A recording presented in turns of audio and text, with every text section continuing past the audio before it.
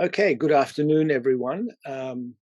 It's a pleasure to welcome you today. My name is John Efron. I'm the director for the Center for Jewish Studies, and today's talk is co-sponsored by the Center for Jewish Studies and the Institute of Slavic, Eastern European, and Eurasian Studies. And it's a real pleasure to welcome from New York Joshua Teplitsky. Joshua is an associate professor in the Department of History at Stony Brook University, where he researches and teaches about the life of Jews, just as I do, but he works on an earlier period in early modern Europe and in Central Europe.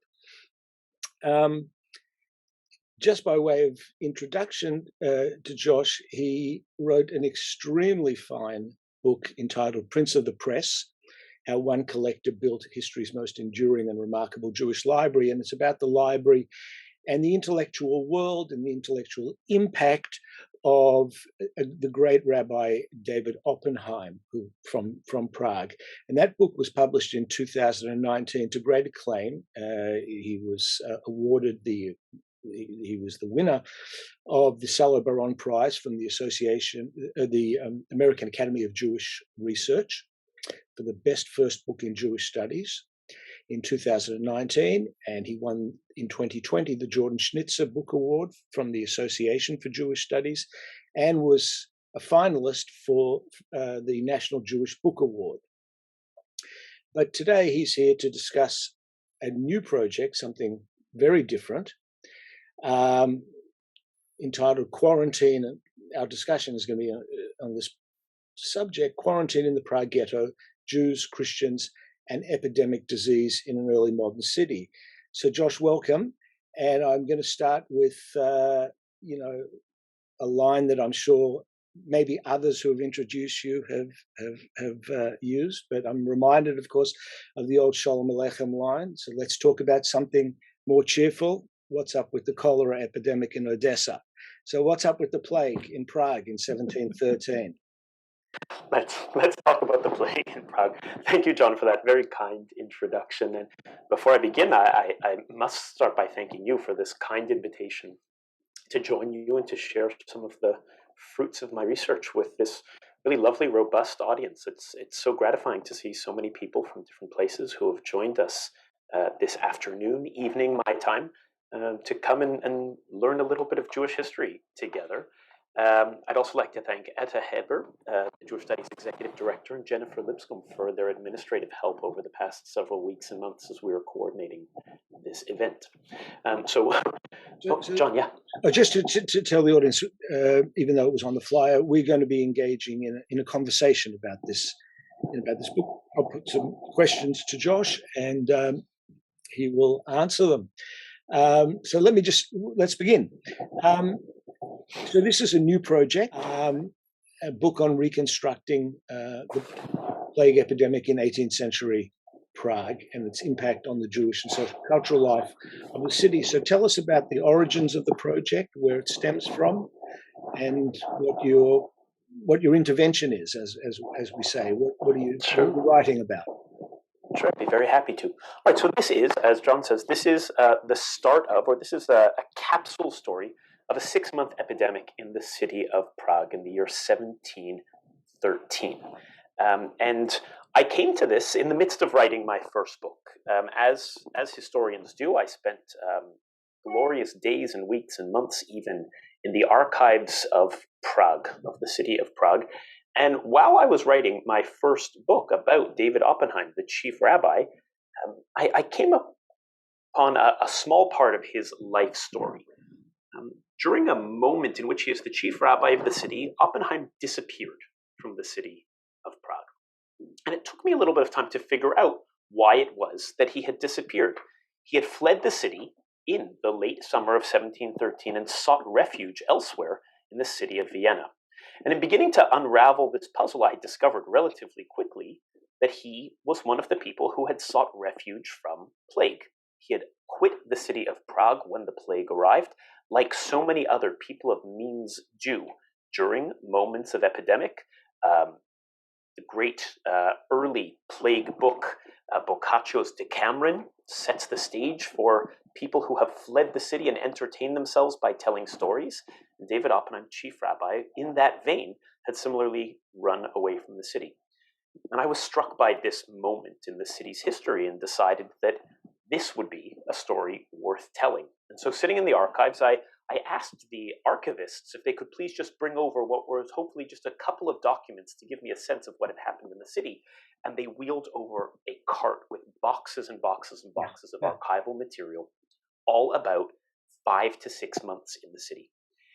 And when I opened the boxes, I thought I would be seeing just a general history of Epidemic, but from the very first page of these archival documents in the National Archives of the Czech Republic in Prague, virtually every page contained a reference to or mention of Jews. And I realized from that moment that here was a project just waiting to be told, that there was an intimate history to be told about Jews as part of the fabric of the life of the city, as part of the fabric of the life of the documents that have survived, and as both at one with the city and somehow still distinct from it. Here was a story to tell about death and life in this early modern city through the lens of Epidemic. Right. So let me ask you. I want you to tell us about Prague. Very few people know, except some specialists, that this was the biggest urban Jewish community in Europe. I mean, people go to Prague these days, and it seems like a sort of a Jewish Disneyland, and a charming little place. But it wasn't a little place, and its community was one of great significance. So tell us about Jewish life in Prague, and perhaps something about the social fabric and intellectual fabric of the community itself before we return to the plague. Yeah, let's talk about life before we talk about death. Great. So here's a map from the mid 14th century, and you can see Prague and Bohemia in blue at the center of the map there. One of Shakespeare's plays at the start, the characters wash up on the coasts of Bohemia, but as you can see, there are no coasts to this Bohemia. It's an entirely landlocked place. What is today the Czech Republic was once called Bohemia, and at its heart lay the city of Prague. And as John says, the Jews of Prague had a long and venerable history there. It was once a bustling Jewish metropolis. We know that Jews had a presence in the city of Prague since the Middle Ages. By the middle of the 12th century, they had buildings all their own in the city of Prague. Here's a 17th century map that gives a side view of Prague, and here is a bird's eye view of the city of Prague. Jews had a presence in Prague since the 12th century. It was there that they built synagogues, multiple synagogues. In the middle of the 12th, they built their old synagogue or old shul. Soon they started constructing more, soon building a new synagogue or new shul to distinguish it from the old. And in time, the community continued to grow, so much so that their new shul, their new synagogue, had to be dubbed the old new synagogue, the Alte Neue shul, to distinguish it from those that came to supplant it still further. In Prague, Jewish cultural life flourished. It was the home of the first Hebrew presses that were printed north of the Alps, and perhaps the very first printing presses that were owned and operated by Jews. It was a city that bustled with rabbis and scholars like the famed Maharal or Judah Löw of Prague, who would later, indeed much later, long after his life, be credited with the creation of a mystical, and dare I say perhaps mythical, Golem of Prague.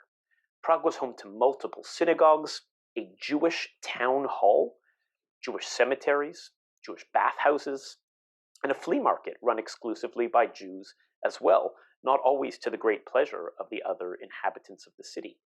It was home to famed thinkers and families of fortune, but was also home to ordinary Jews living their daily lives, shoemakers, bookbinders, butchers, and more. It was home to men and women, to children, to rabble-rousers who sometimes caused trouble. One can still see in some of the surviving synagogues of Prague today a kind of makeshift prison cell in which Jewish criminals, it even had criminals, in which Jewish criminals would be housed and imprisoned. In sum, it was a diverse community of people. At the start of the 18th century, Jews numbered approximately 11,000 souls in a city with a total population of not more than 40,000 people, which means to walk through the streets, one could, in the cramped ghetto spaces, encounter no one other than Jews. And even in the rest of the city itself, the Jews represented a significant proportion of the total population. They were a visible minority, and hardly even a minority at that. Can I just stop you there and ask you about the circumstances surrounding the growth of this community, and that is to say, with the Czechs, I mean, were the Habsburg authorities especially tolerant, for want of a better word? Because usually when communities, especially sort of large ones, are allowed, these Jews are sort of generally tolerated, which is a legal category, or have letters of protection. So what is it about what is it about the larger environment that made for the growth of the community? Well, by and large, Jews did enjoy the protection of the rulers of the city. It definitely bears saying that throughout much of European Jewish history, although perhaps we're accustomed to highlighting moments of persecution or expulsion, by and large, those moments really punctuate much longer periods of acceptance, or at the very least toleration of Jews, including their protection by royal authorities. Jews were consistently in Prague and in the hinterland issued privileges and charters that guaranteed their safety, that guaranteed their ability to practice trades, that guaranteed their ownership of homes. And even when efforts were made for their expulsion, Jews lobbied to have those expulsion edicts averted. Mm-hmm. In particular, the Jewish population of Prague grew in the 17th century. It already rose in the 16th century from several dozen to nearly 3,000, but in the 17th century it expanded even further as a byproduct of conflicts between Catholics and Protestants, especially during the so-called 30 Years' War that lasted from 1618 to 1648. That conflict that racked the German lands and that caused great bloodshed, Jews in Prague were actually something of a beneficiary of it, because the primary conflict was, in the city of Prague at least, between Catholics and Protestants. And at an important turning point in the war, virtually all of the Protestant inhabitants of the city were expelled. That freed up housing in some of the nicer areas of the city, and although Jews were not permitted to move to those houses, a kind of flight from the cramped centers of the city by Catholics took place, in which Catholics moved out of the cramped city center into the outer boroughs of the city, freeing up houses in the center of the city into which Jews were permitted to live. So much so. Is that the area that today the tourists go to?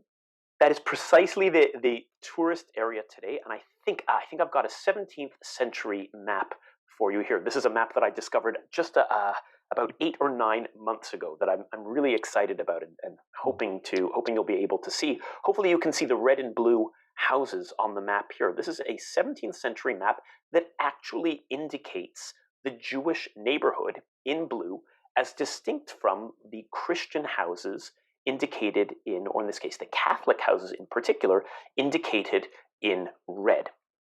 And people who may be familiar with Prague, and maybe even more familiar with its aerial view, may even recognize that this is largely the shape of the Jewish town that is preserved in Prague right up to this day. The circumstances of the 30 Years' War permitted a settlement expansion from what was once a Jewish street to a complete Jewish town.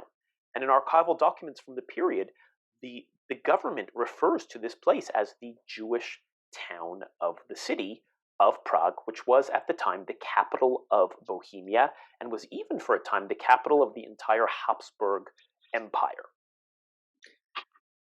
I just wanted that's fascinating. I mean, and it's significant in size. I mean, it really does look quite large. So anyway, let's get to what people have come here for, the plague. So when the plague hits in 1713, it was observed to have spread perhaps most rapidly, tenaciously, quickly in the Jewish quarter. So I guess my first question is that true, or was that a perception of the way the plague spread? And was the Jewish quarter especially densely packed? I mean, it doesn't look too different, I guess, from the red areas. Was it? See, I mean, at the same time, the Frankfurt ghetto was the most densely packed ghetto in Europe, and so I'm curious to know if you have any comparisons that can be made in terms of density, and was it unusually or especially unsanitary relative to the rest of the city of Prague? So, just to repeat, did it spread more quickly? These are all great questions. I'm so glad you've asked them. I will confess from the start, I am a doctor, but a doctor of history, not of medicine, much to my grandmother's disappointment when I told her that long ago. But the best that I can reconstruct, the best that I can reconstruct from the period, John, as you've noted, it's true. It does appear to be a large area, but the map here is somewhat misleading in that we're quite focused and zoomed in on it. The Jewish quarter, or the Jewish town or Jewish quarter, represented just one neighborhood out of the much larger cityscape, and what set it apart from the rest of the city is that it was hemmed in by a ghetto wall, the outside of which Jews were not allowed to reside, which meant that all natural growth in the Jewish quarter had to take place within the ghetto walls. There was no space for natural expansion beyond the finite number of houses. And since by the 18th century there were some 11,000 residents there, they were cramped into about 365 buildings. There were approximately 11,000 residents cramped into 365 buildings, and imperial reports from the period count the inhabitants of those houses or buildings as ranging between 20 and 40 souls. Already a full century prior to the outbreak of this particular epidemic, one visitor to the town, or to the city rather, in 1592 reported that in Prague, many families of Jews live packed together in one little house, which makes not only their homes, but their streets to be very filthy, and their city to be like a dunghill. A different observer to the city, who arrived actually after the plague, noted that it was still an overcrowded space. He wrote, "In Prague, often 2 or 3 parties and entire households of Jews reside in a single large room, of which each a corner or nook inhabits, in which his table, cradle, and furniture are next to each other. The beds, however, in order to save space, are up in the heights of the room, like chicken houses, which they must crawl into and slip out of, because they cannot stand upright." All of this suggests to me that these were conditions that were ripe for the spread of disease. These were tightly packed, over-cramped quarters, which we know are conditions for the spread of disease. I would say that another factor probably contributed to a particular Jewish susceptibility to plague. Plague tends to travel on the heels of mobility. And an important agent or engine of mobility is commerce, in which Jews were intimately involved. In fact, part of the very reason that they were so well tolerated in the city of Prague was because of the economic boons and benefits that they brought to the city through the taxation that could be applied to them as they worked as commercial agents, which meant that, in my opinion, 2 factors converged that would have made Jews and their neighborhoods a likely vector for the spread of disease. In fact, an observer from the period, a medical doctor from the period by the name of Alexander Anton Ignaz Shamsky, who wrote a medical book reporting on this particular Prague epidemic in the year 1713. On the left hand of the screen, you can see the printing of the book. On the right hand, you can see an image of this doctor. He actually died during this epidemic. He wrote his medical text. He wrote his medical dissertation on plague, was promoted as the city chief public health officer, and lost his life to that very epidemic as well. But in his publication, he had suggested that the plague had arrived in Prague on the part of Jews who had been shuttling back and forth to Poland as fur traders. And it was known at exactly that time that the plague was raging in Poland, and he conjectured, and I have reason to believe that he was correct, that the plague traveled on the heels of those Jewish fur traders who moved between Poland and Prague as among the most mobile of people. So, all right. So the plague may spread more quickly in the Jewish town, but it spreads through the rest of the city as well. Now, there may be many people here, even like me, when I first saw the title of the talk, and I saw the words Jews, 1713, and plague, I immediately thought of the Black Plague, Black Death from 1348 to 1350. And obviously the disaster that befell Jews across Europe and the accusations of them having poisoned the wells. But that would apparently be, from what I now know, from having spoken to you a bit, a misguided assumption that what happened in the Middle Ages was not what happened. Was not what happened here. So, can you speak about that? Sure. That is actually the very reason that I wanted to write this book.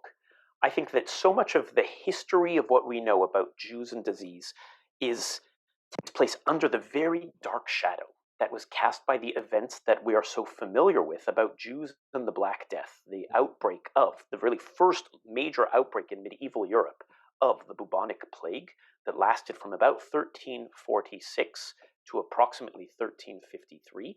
That is perhaps the most cataclysmic outbreak of bubonic plague, but plague recurred in Europe at least once a generation. In fact, it recurred so very frequently over the next 400 years or so that it's virtually impossible to find a single memoir written over that 400-year period. Certainly, I have not yet found a single memoir written by Jews during this time in which they do not at least mention the plague in passing in one way or another.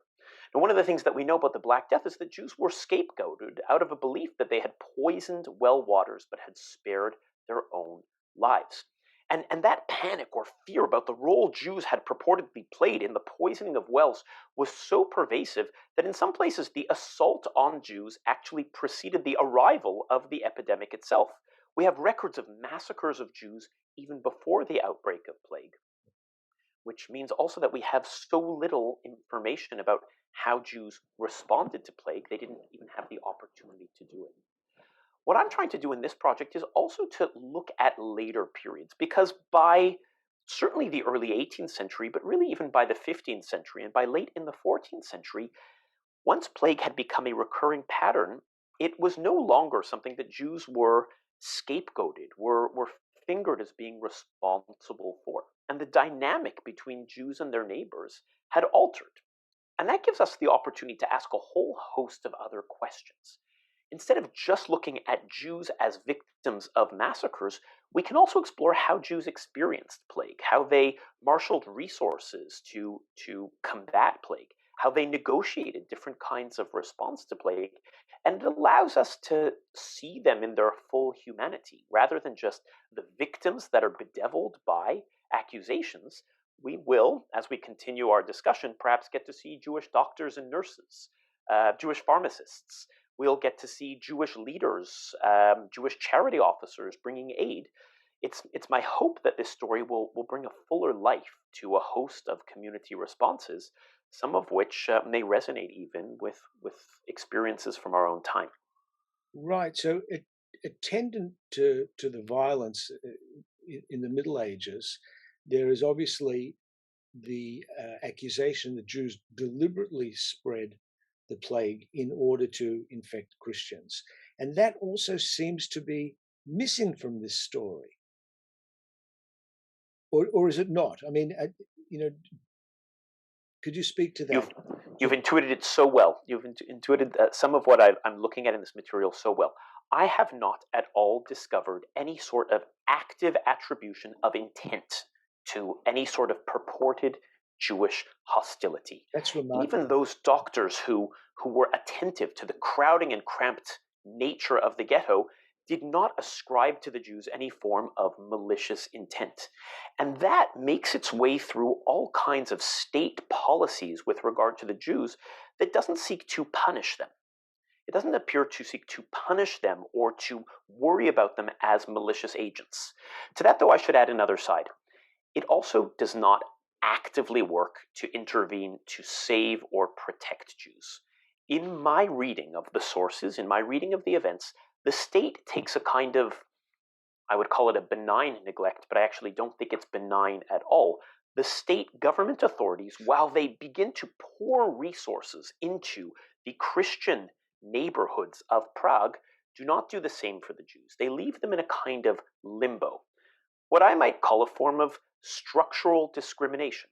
Jews are not actively persecuted, nor are they actively aided. Instead, the state tries to have its cake and eat it. It doesn't blame the Jews. In fact, it issues instructions for Jews to set up their own relief works. The state does not appear to contribute relief to the Jews, nor does it come down on them or encourage any form of persecution.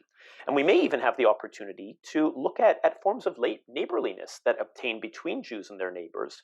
We might get a chance to look not just at fear and persecution, but also moments in which Jews and Christians cooperate to help each other out, attest to each other's good behavior.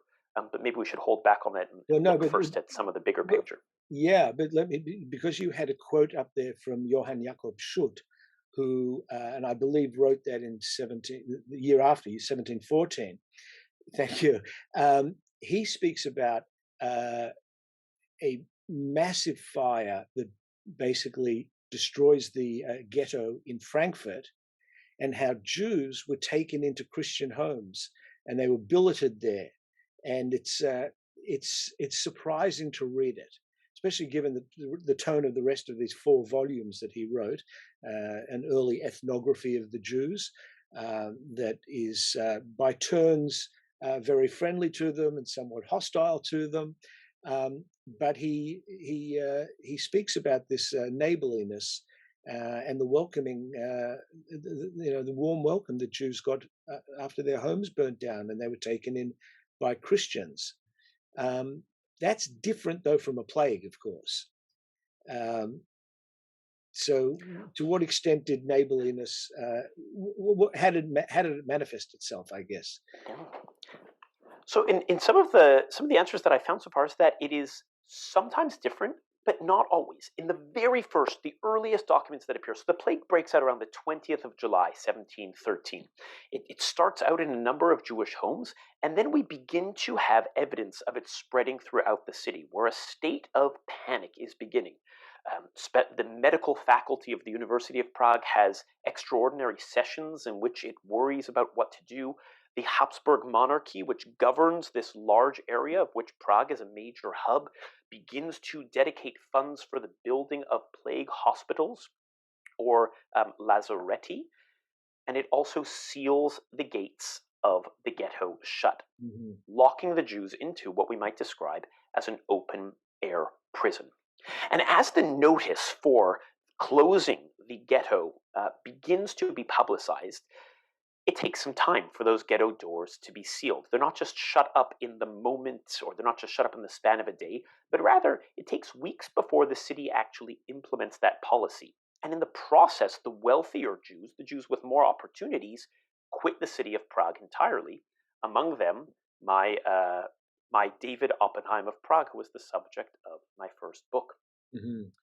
So many Jews are quitting the city that the state becomes very, very concerned about what will happen to some of their possessions. And I've got just a number of different slides that I can show you, but this one really excites me. This is an edict that is issued by the government.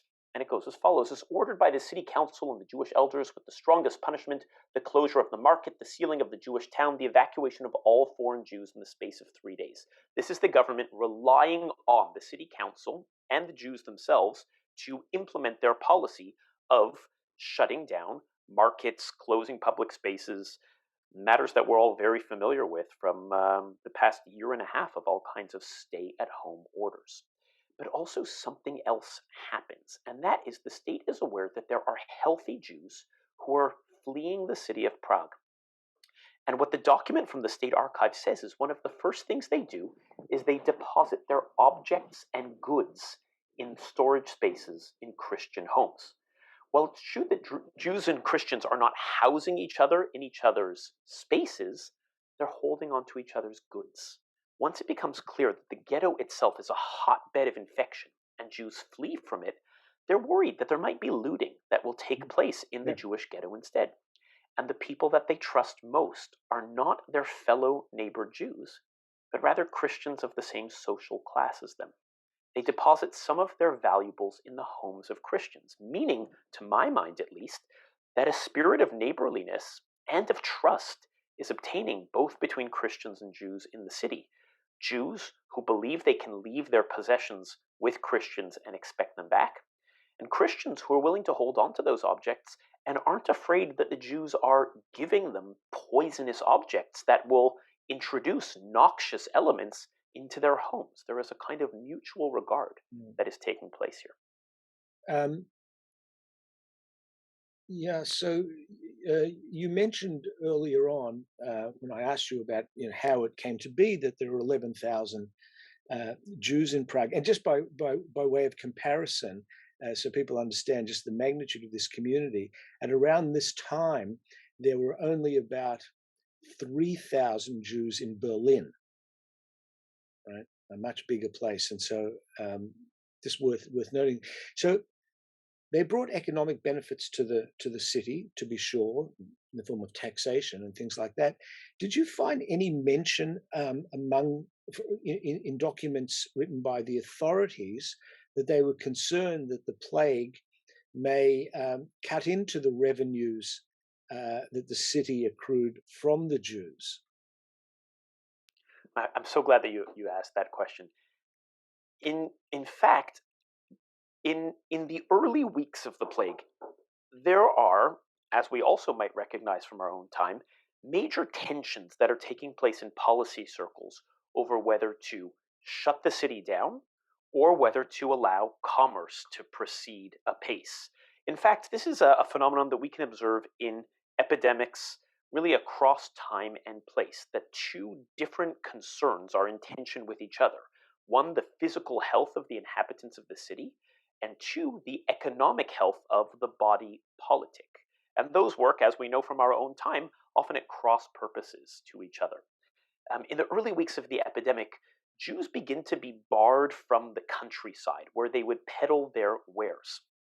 There's a concern that they're going to schlep the plague into these different places. And the nobles who own cities and towns in the countryside begin to bar Jews from entry. And the leadership of the Jewish community of Prague lodges a complaint with the emperor and the imperial offices themselves to intervene. And the emperor does. The emperor rejects the policies of local nobles who plan to bar Jews from entry and allows Jews to continue to enter into these spaces to keep the commercial life of these spaces alive. And I'm fairly convinced that the motivation behind this was the economic lifeblood of the region. Yeah. That the monarchy is convinced that it must indeed allow Jewish mobility to proceed apace, despite some of the fears of the spread of disease, for the economic well-being of the city. In fact, for even a moment, the monarchy suspends some forms of Jewish taxation. It's so concerned not to choke off Jewish life entirely that it suspends Jewish financial contributions or taxation in order to allow a measure of life to proceed apace and for the economy to continue to be seeded. So the question that I want to ask you is, how do we know all this? Everything that you've told us thus far. And so I want I wonder if you could tell us about the textual sources, uh, both Jewish and non-Jewish, um, that you've been able to draw upon to reconstruct this event. So, let's start with the Jewish sources and tell us what the nature is. Are there different genres, the languages? Sure. Thank you. Thanks for asking that. Well, as I mentioned, part of my interest in this story came from an archival discovery in the city of Prague, but that was complemented by another set of discoveries. When I was writing my first book about this chief rabbi, David Oppenheim, what drew me to him was the fact that he was a renowned bibliophile. Over the course of his life, he collected about 6,000 printed books and another 1,000 manuscripts. And to our great fortune, all of those items are still in existence today. They are all well preserved at the Bodleian Library in Oxford. And I had the good fortune of living in Oxford for a couple of years, where every morning I would go to the library and order up as many volumes as I could and thumb my way through them. And preserved in this marvelous Oppenheim collection are a number of unique copies of Yiddish material, for example, that exists nowhere else in the world. No fewer than Can I three different. just stop you there? Just Sure, let me interrupt just for a second there. please. Prague is also a great center of Yiddish, is it not? It absolutely is. Although it may be a little surprising to hear it, Prague was a place in which Yiddish was a language of the street for Jews. It was a place in which Yiddish printing took place. Yiddish print material would be produced in Prague and exported eastward into Poland, Lithuania, even into northern Italy, which had Ashkenazic Jewish communities who were readers and speakers of Yiddish. It was also an important conduit from Yiddish print matter that was produced in Amsterdam in the 17th and 18th century. It was a major hub in the production of Yiddish material, and it was a major hub for spoken Yiddish as well. Okay, so continue about So thank you. the sources. Thank Yeah. you. There are no fewer than three wonderful is perhaps not the best word, but it is, to my mind, wonderful sources that were published in the immediate aftermath of the plague. And you can see three title pages on the screen in front of you. These are three different recollections of the epidemic produced in Yiddish by Jews who survived the plague. They tell us a story about the Jewish life in the city and the life of the Jewish community in the city from the outbreak of the plague until it receded. They're all written in rhymed verse. Some of them are in a more literary mode, some of them are a little bit cruder, but there are three different but complementary accounts, all written in the Yiddish language, that tell us about Jews' experience of epidemic. They talk about efforts by Jews leaders to marshal funds. They tell us about the tragedy of the dead and dying in the streets. They tell us about the heroic efforts of healthcare workers. They tell us about the heartbreaking labors of gravediggers. They tell us about the experience of the mourners and of the sadness that filled the city, so much so that by a month and a half in, after the start of the plague in late July, by a month and a half in, when it was time for the high holidays, the poems tell us in a literary fashion that one could hardly distinguish between the prayers that were uttered in synagogues for the high holidays and the cries of the mourners as they mourned their loved ones. The sounds were almost indistinguishable one from each other. These are a rare body of sources that are not really available for any other epidemic that I know of in such volume. And they're complemented by all kinds of other exciting sources of that. A rabbi who survived the plague, for example, wrote a number of different legal rulings that tell us all about different novel questions about Jewish religious law and life that came his way during the period in 1713. In one, for example, he tells us about challenges that men and women faced together when they wondered whether or not they should bring children into the world in the middle of an epidemic. He tells us about other questions that he had during his time about how best to bury the dead and what to do with them. He raises other questions for us about what to do with communities and charity. Could funds be repurposed that were earmarked for other ends in order to meet these emergency circumstances? And so it offers us a perspective. We've got different perspectives here. We've got some from Yiddish language texts. We've got some in Hebrew and Aramaic from the world of the rabbis that tell us about intellectual questions. And we have still others that come from the domains of prayer. On the screen in front of you, you can see a Yiddish language prayer, a tchine, that was produced to be uttered by women. It's an opportunity to peer into women's spirituality and women's pious involvement. What you may notice on the screen in front of you is that the publication date of this text is from about 1718 or 19. It's from 5 to 6 years after the cessation of the plague. It's 5 to 6 years after the cessation of the plague, and it was produced for women to utter in the cemetery, to visit the cemetery around the time of the high holidays, to commemorate the loss of the souls in Prague. About a third of the community, in fact, about a third of the total population of the city of Prague, the proportions are relatively similar. About a third of the souls of the city of Prague's lives were lost during the plague, both Jewish and Christian, which is quite telling for us as well, that despite the terrible conditions in the ghetto, the conditions seem to have been, the plague seems to have spared very few. As one of the commenters notes, there were about 75,000 fatalities in the Great Plague of London.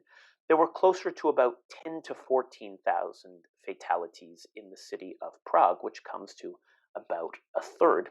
Approximately 3,000, just a little over 3,000 Jewish lives were lost. And others fled the city as well. It's almost difficult at times to get a strong census because we know that we've got life there denuded, both because of deaths and because of the flight of others from the city at that.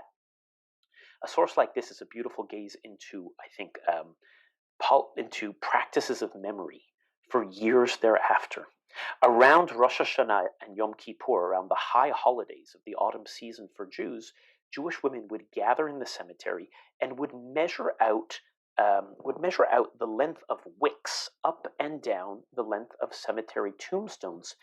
And in the process, they would utter prayers asking forgiveness from the unknown fallen who didn't receive proper last rites of burial, who didn't receive proper cemetery practices, a kind of begging forgiveness years after the fact, and asking those who are gone to intercede on the behalf of the living before the divine as the day of judgment came year after year. An ongoing relationship between the living and the dead that was cut short by plague, but that was in some ways built anew through practices of prayer and piety. Those are just some of the Jewish sources that we have. Still more survive. If I may show you just a couple more, but please do cut me off, John, if you think it's time to. Pictures are good. Yeah. Here is a finding that I was just delighted to find on an archival visit to Prague. This is in a melange of Yiddish and Hebrew, a set of records from the leadership of the Prague Jewish community. They are divided, or they have headers that tell you the day on which each one was written. Some of it is the Prague Jewish court, some of it is the larger leadership of the Prague Jewish community, and it offers a sense of the different kinds of relief efforts that the community attempted to offer. They tell us about the recruitment of barber surgeons, of medical personnel.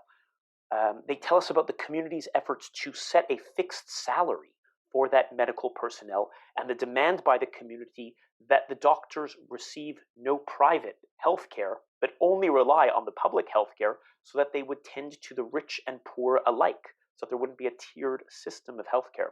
It tells us about their attempt to recruit midwives, even in the midst of all of this. It tells us about their efforts to recruit collection of charity to sustain the poor and the needy refugees from other places who had taken up lodging in the city of Prague. In fact, we can also find corresponding and corroborative documents in non-Jewish languages. In German, in the archives of the Habsburg monarchy, we can find the listed names of the doctors that were recruited by the Jewish community that have made their way into the records of the Habsburg monarchy as well. And we can see those identical salaries, the very salaries that were stipulated in the Jewish, Hebrew, and Yiddish language documents, check out and correspond precisely with lists of salaries that can be found in the Habsburg Imperial Archives. At that, it's possible to actually corroborate this evidence across different forms and sources. Here's a different exciting source. This is a contract for a communally appointed doctor. The doctor of the Prague community received a Hebrew language contract that lay out all of his duties, responsibilities, and privileges that he would receive. And indeed, authorities tried to sweeten the deal. People who were willing to take up the role of being doctor were given the hard-won right to have perpetual rights of residence in the city. So they took risks, but there were also great rewards to be gained from some of these different roles as well. Further documents give us a sense of, let me see if I can find some of them there, give us a sense of other forms of neighborliness. This is an affidavit by or rather in support of a Jew named Anschel Gunzberger. Anschel wrote to the authorities of the city of Prague and the Habsburg monarchy because he was frustrated that during his stay-at-home orders, he felt he was the only one who was observing those orders. He reported to the officers of the Habsburg monarchy that while he and his family were safely staying at home, in the streets of the Jewish quarter, people were moving to and fro, were not being as compliant as they ought to be. And it has a familiar ring to it. It sure does. It sure does. Anschel, in support of his claim, did something really interesting. He marshaled the testimony of his non-Jewish neighbors. Anschel's home was built right into the ghetto wall, which meant that there were points of entry and exit through the ghetto wall that were supposed to be sealed up, but were not quite so. And Anschel knew his Catholic neighbors that lived just on the other side of the wall, and he secured from them testimonies in the form of signed affidavits, and the signatures that are written here are primarily in Czech. The language of the document is in German, and then they sign their names in Czech, and they attest to the fact that Anschel and his family have been very, very well behaved. We see divergent Jewish behaviors. Some are compliant, some are absolutely not compliant, all understandable responses in different measures to this state of emergency. But for my purposes, what I think is also so exciting is the way that these different sorts of alliances and arrangements cut sometimes across religious lines and sometimes within religious lines. Sometimes class was more important than culture, sometimes culture more important than class. Different measures brought people together or tore them asunder depending on their different pre-existing relationships. And a story of plague in Prague lets us see not only the moment of crisis, but also the deeper rhythms that come to light when they're brought into sharp relief and they're disrupted. We get to see what came before, and also some of the ways in which things were reconstructed after. If I might show you just one more body of sources. Yeah. This is the one that I think I am most excited about. This is from a discovery from an archival trip to Jerusalem, in which I found a different kind of source at that. This is a record book. It is a bound volume of oaths taken by women, by widows, who came to the Jewish court in the months after the plague. Each of them had lost their husbands to plague, and they appeared before the Jewish court to itemize all of their possessions in order to reclaim those possessions now as the heads of household. They offer these fascinating, fabulous domestic inventories of their possessions, and then they take an oath to swear that they have claimed nothing other than is their due. And in the process, we can peer into the very homes of Jewish families in Prague. We can see how many bedspreads they had, how many mattresses they had, how many candlesticks they had, how many fish pots they had made of copper, or the coral necklaces or bracelets that they may have had for their children. And out of a belief that coral was something that might avert plague. There was a belief in the 17th and 18th century that coral bracelets or jewelry could ward off disease. We can peer into the very intimate domestic material settings, all through a lens of gender and women's experience at that, from a different kind of source. Mm-hmm. And once I had discovered all of these different sources, it was impossible not to tell this story. The story cries out to be told. Right. Well, Coral, it's no coral as a cure is no crazier than ivermectin. Let me just ask you one thing. Um, so you just mentioned, and we'll have to wrap it up here because we've actually been going for 50 minutes. But I just want to ask you, um, uh, there's you mentioned these rather solemn ceremonies. So this last one that you spoke about, but then also um, the ceremony that takes place in the cemetery, but with the wicks. But Prague Jewry had a well-established tradition of really celebratory public street festivals with giant paper mache puppets and things like that. And I just wonder, was there any celebratory as opposed to solemn ceremony to mark the end of the plague?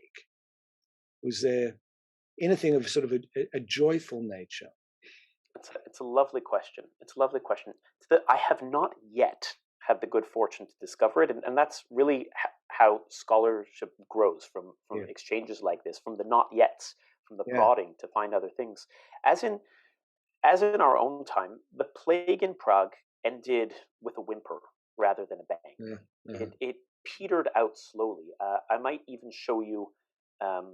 This is what I've constructed of the kind of death rate or the numbers in the city of Prague, and it trailed off. But as we know from our own time, epidemics are declared over, but they don't necessarily announce themselves as being over. And so it took some time before life returned to normal.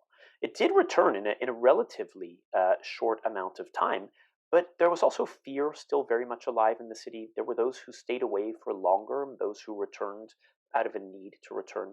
And so I've not yet found a marked close to the epidemic with a celebration of that close, but I'm appreciative of the prompting to keep looking for it because it may well be found. Yeah. It may well be found, and I thank you for that question. So thank you. Let's just turn to some of the questions. I think there are some questions in the chat. Okay, here we go. Well, here is a comment by Uli Rocha, who writes, I enjoyed your book about Oppenheimer very much, and I'm looking forward to hold and read your next one. Sam Tobin writes, how prevalent was the plague amongst Jews versus non-Jews? So do you want to just quickly address that? We spoke to that very briefly, that it seems to have claimed lives in proportional amounts. To the best of my reckoning thus far, and I've been comparing a number of different sources. I'll show you one of the ones that I've been working with. On a regular basis, the offices of the Habsburg monarchy demanded that the death numbers on a week-by-week, actually at 3-day intervals, be sent to them, and these were all preserved.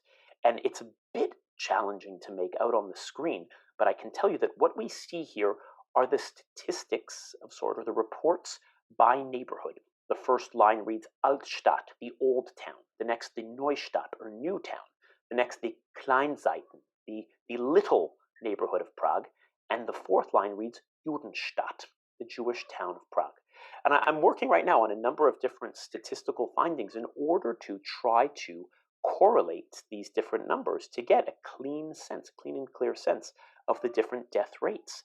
But they do appear to be roughly proportional. Which means the catastrophe was near uniform, which doesn't make it any better, of course, but it shows us just how catastrophic and decimating this event and episode was. All right, we have a question that's just come in from Douglas Hurst, who asks, did the plague reach Carlsbad?